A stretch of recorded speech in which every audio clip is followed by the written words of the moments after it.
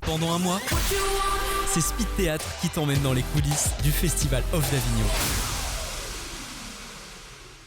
Bien, bonjour, on se retrouve une nouvelle fois sur Speed Radio dans le cadre du Théâtre d'Avignon. On se retrouve avec une partie de la troupe pour la pièce de théâtre Gourou, donc qui passe tous les jours du 7 au 31 à 20h40. C'est un gros projet d'1h15, une pièce de théâtre d'1h15 qui aborde un thème quand même, des thèmes comme la religion et l'argent, des choses qui sont un peu encore présentes dans notre société actuelle et voilà, qui sont représentées dans votre pièce. Que vous nous en parlez davantage? Oui, donc Gourou, en fait, ça parle d'une secte surtout. C'est Mathias, un mec qui vient de tout perdre, qui se retrouve unique légataire d'une mystérieuse secte américaine, le véritanisme. Et pour pouvoir toucher 100 millions de dollars, il a 6 mois pour réunir 5000 fidèles. Est-ce qu'il va y arriver ? Ça, faudra le voir de vous-même, voilà, exactement. Et donc, moi, du coup, c'est Suzanne, je mets en scène cette pièce qu'a écrit François Aubagnac, à qui je passe le micro aussi. Je sais pas. Ok, on passe le micro, bonsoir. Bonjour. Alors, bonjour, Bonsoir. bonjour, bien sûr. Alors, donc, je crois qu'on n'a absolument pas répondu à la question du monsieur. Si, on a répondu à la question ? Oui. Alors, ça a été présenté, mais alors pourquoi ces thèmes, en effet, la religion, l'argent, c'est des thèmes ce sont actuels, des thèmes effet, très aussi. actuels. Ça parle aussi de complot. De complotisme du moins, ça parle d'emballement médiatique, ça parle d'énormément de choses. Pourquoi ces thèmes ? Parce que justement, en fait, à partir d'un thème comme les sectes, on peut toucher à l'ensemble des thèmes qui affectent aujourd'hui notre société. Et donc, on a pris ce prétexte qui peut prêter à sourire au premier abord et qui en définitive est quelque chose d'assez fort et d'assez grave pour les gens qui tombent dans ce type d'engrenage. Et donc on a utilisé ça et l'objectif de cette pièce c'est vraiment de traiter ça comme une comédie, c'est-à-dire qu'on est sur on passe un vrai bon moment de rire, d'humour, etc. Et au fur et à mesure on va glisser vers la tragédie puisque les sectes, encore une fois, ça peut paraître marrant mais en réalité ça ne l'est pas. Très très beau, très Merci. Très juste. Bien dit. Ok. Et alors moi, quand j'ai lu un peu le synopsis, je me suis un peu penché sur la pièce. Ça m'a fait penser tout de suite à l'auteur Jean-Marcel Héré, je ne sais pas si vous voyez qui c'est, avec La fin du monde a du retard, là où vraiment on prend un univers complètement décalé, mais en effet pour aborder des sujets de société très sérieux.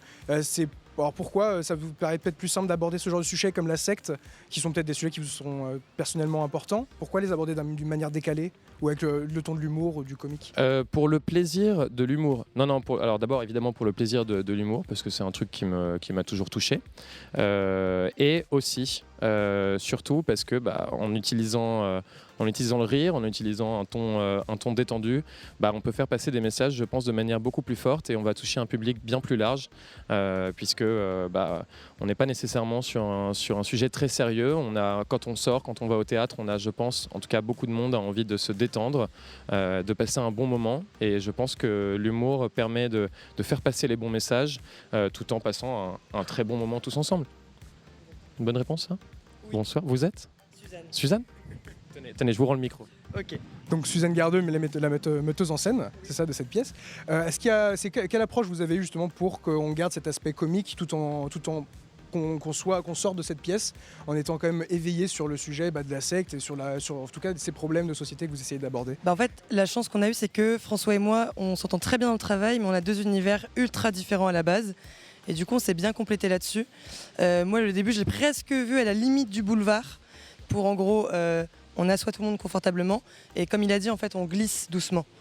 Donc, au niveau de la mise en scène, c'est quelque chose de très dynamique où, en fait, on n'a pas le temps de voir les choses arriver et peu à peu en fait on se rend compte qu'on est installé dans un nouvel univers et on change beaucoup de décors avec trois bouts de ficelle.